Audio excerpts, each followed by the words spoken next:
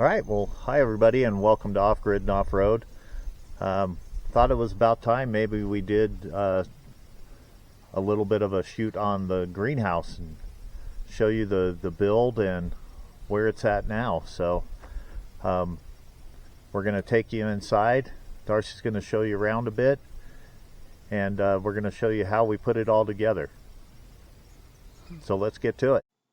So this is the way the property looked before we started clearing for the greenhouse. The arrow marks the place where the well was. Then we started clearing trees, a lot of trees. We had quite a bit to give away at that time, but we kept working and got the property cleared out.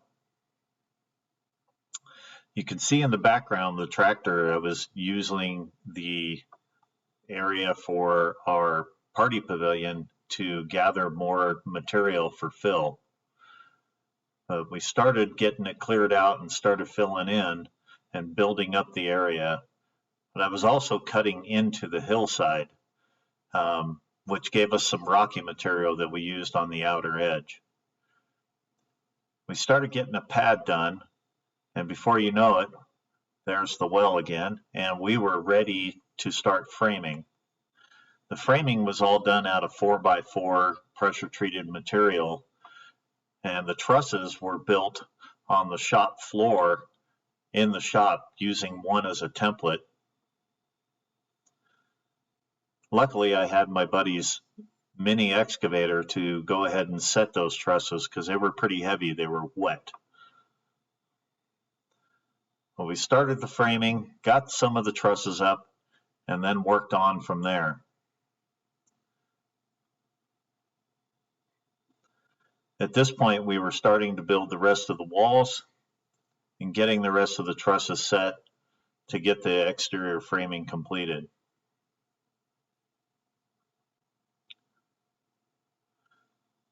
You can see in the background we had set telephone poles in the pavilion area too. That was another project being done at the same time.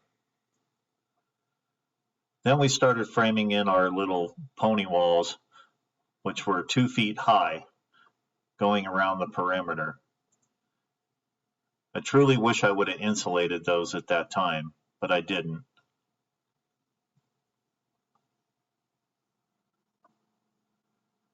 This is me trying to get the rest of the grading work done before I had to give back the tractor. Another one that was borrowed from a friend who was very nice to leave it with us. At this point, we started doing the roof.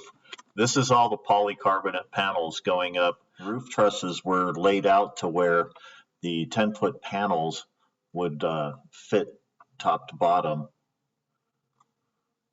Then we filled in the pony walls with some leftover hardy board from some other projects. Worked out really good. Oh, of course, then we got our first snow, and it came in pretty good. But the snow melted off and we got back to it and finished up the rest of the polycarbonate walls and doing the doors.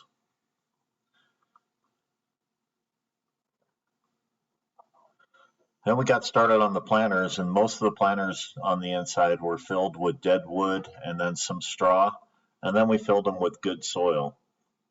We laid out the watering system and started to get to planting. So we planted it pretty good that year. We grew quite a bit in the greenhouse, even though winter had come, and it really came.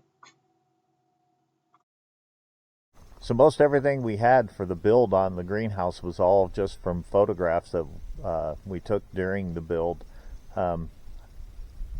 We didn't really have a lot. It was just, a few photos here and there. And I tried to put them all in this video and then go over what we did on the build. But I'll take you through and show you in the greenhouse some of the other things that we've added over the last couple of years. So let's go inside and I'll show you around, and then I'll let Darcy talk to you about the plants. So I've gone over a lot of the stuff with all the photographs that we had from the build. We didn't have a lot of video back then because we weren't really, in that mindset that we were going to be doing a YouTube channel and sharing everything we're doing. But you can see from inside, I mean, we've done a lot of work in the greenhouse things to help keep it warm. This stack of barrels right here actually has a circulating pump system on it. And that pump down there turns on automatically if the heaters turn on in here during the winter time. And what that does is that has a manifold system that runs through each one of these planters on both sides, through the pipes that go right up here and over, and then it just circulates around. And it goes into the top one, flows through them, and then comes out. And of course, that warm water that's in there helps to keep the planters warm, and keep them from freezing. The other thing that we do have electric heaters that we put in here, that come on just in case they need to. That way it will help to keep it warm. And of course, we put in the wood burning stove. And the wood burning stove, we can come down and stoke that up. And it will keep it warm all night if you get that thing nice and warm. And then of course summertime. So summertime is the big part where it gets hot in here. And when it gets hot, we have the vents in the walls that will automatically open. We have a fan up here that will turn on by itself when the temperature reaches a certain degree. Also have an exhaust fan on that end that turns on that will help exhaust the hot air out. And we have automatic vents in the ceiling, up there in the roof, and then two big ones in that wall out there. So that's a south-facing wall. And actually, I would think that I should have done more to even open it up even more. But it's been a learning process. And I have other ways to help insulate this and keep it warm during the winter time. I have panels that go in the north-facing walls and north-facing roof. And then I've lined a lot of the interior with vinyl to build a secondary layer. And I'll go over that in another video. I'll show how I insulated it for the winter time. So this is what we've done, and it's been a great build. I really love how the greenhouse has turned out and how well it's come together. And then, the planter boxes, those are all lined with hardy board as well. And then I used synthetic roofing felt to layer on the inside. So those are really well layered for moisture resistance and to keep everything contained. Another thing is that the greenhouse is completely powered. We have a sub panel in here, and that power is coming from the house, which is being ran off grid. So the greenhouse is supplied by power from the solar system. And the water system comes from the well in here, that is also ran down from the house. But we also have another system outside.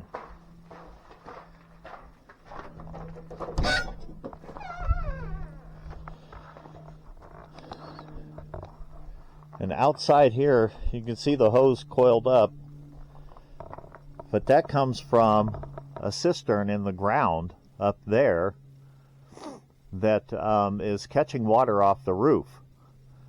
So the water is running down from the roof on the house into the cistern, and then we can use this water, all the rainwater that we collect, to water out here in the outdoor garden. So Darcy will use it out here. Sometimes she'll use it inside, but mostly we use it on the outdoor garden stuff, although there's not a lot out here this year.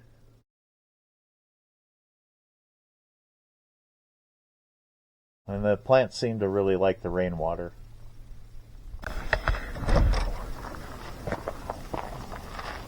Welcome to my greenhouse. There's a few things growing in here, I'll give you that. I have had some problems with my bell peppers, but my carrots are doing good. My cucumbers and my beans. I've got two different varieties of cucumber. Something new that I haven't done yet in the greenhouse. The lemon, the little round yellow cucumbers.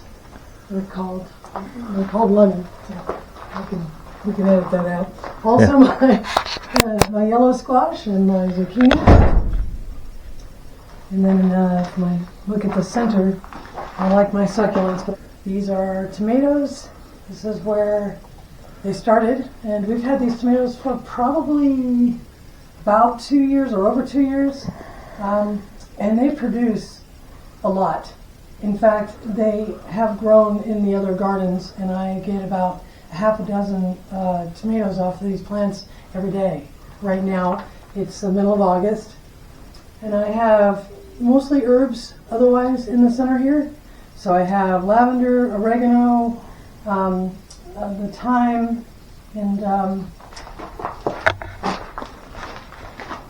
I have squash and I have strawberries, herbs, and thyme. On this side, I have potatoes, 3 different varieties. I also have my lemongrass, my lemon balm. I have this random tomato plant that grew all by itself. I have another one over there, which also produces some of my aromas, which are just beautiful. And off of these multiple tomato plants, it produces quite a bit for us. So I have a tomato hiding in here, and it's doing really well, as you can see. And this is Brussels sprouts. I just cleared out my old broccoli. There's a purple potato growing in here. I've also planted some broccoli and some parsley. Got some more lemongrass, which I might put outside. I don't know. More potatoes growing, and purple cabbage, which does really well, especially in the wintertime. We have beets, carrots, the purple cabbage, lots of cabbage that did really well. It just takes a long time to grow. Inside the greenhouse, we grow food all year. I can grow beets and cabbage and broccoli, Brussels sprouts, tomatoes, potatoes, all year long. Winter, even when it's 20 below outside the greenhouse, we have systems that help us keep the soil warm and the warmth within the greenhouse. So let me take you out the east garden. I don't have a lot growing there yet, or right now this year, but we'll show you what we have.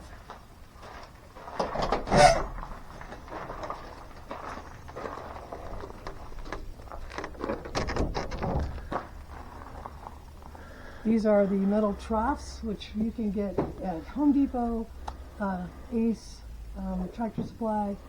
You can get these. They're not so bad in price, and they're instant garden. So raised beds, we have the like wooden logs and such underneath, and then we put hay there, and on top of that we put the soil, the good soil, and composted soil, which helps our plants to grow. These are some of my favorite varieties of flowers, which are what we call pollinator attractors. You want to attract the bees and the hummingbirds so that you'll get your pollination going on your squash, on your strawberries. There are previous years, the last 2 years I was growing out here, last year especially, and we grew squash, and we had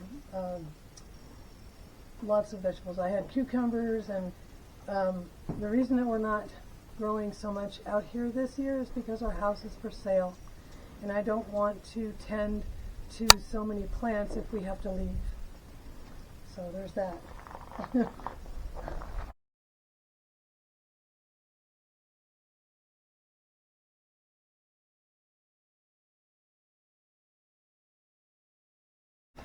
I like to have feeders for the hummingbirds, and flowers for the bees so that they can come and pollinate my squash and whatever. Oh, look, we have a zucchini. Yesterday it was about half that size. No, I'm kidding. But yeah, we're doing good on our veggies so far. But yeah, marigolds everywhere. Mint. I got mint. This is mint, wild spearmint my friend brought me. And of course the marigolds, they grow crazy out here. So coming back into the greenhouse, we have yellow squash, which is doing really good. And sometimes I'll take a Q-tip. And I'll go flower to flower to flower to flower and just go around like 3 or 4 times to all the open flowers that I can. Because inside the greenhouse I don't have a lot of pollinators. And I don't get squash, I don't get vegetables if I don't do that. Tomatoes, they pollinate themselves, they're self-pollinators, but the squash are not. So I will go around with that Q-tip and I'll pollinate every flower that I can see on my squash and on my cucumbers. That way I'll be like the bee, and I'll make sure that all of my pollinated flowers are going to bring us fruit or veggies.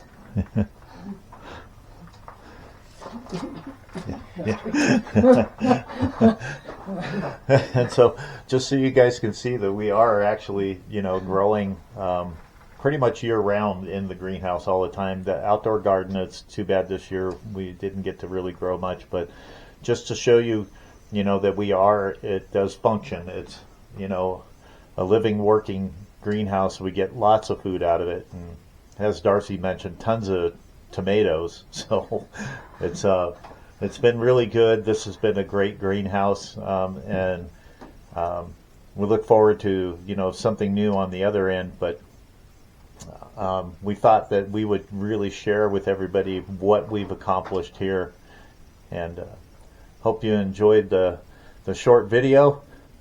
Thanks for watching. Please like and subscribe. And comment. Please give us some comments or some advice if you have some. Yeah, we welcome that. We are welcome to all comments. We are still new at this whole game of homesteading, although we have managed to do some things, and hope to just keep sharing with y'all.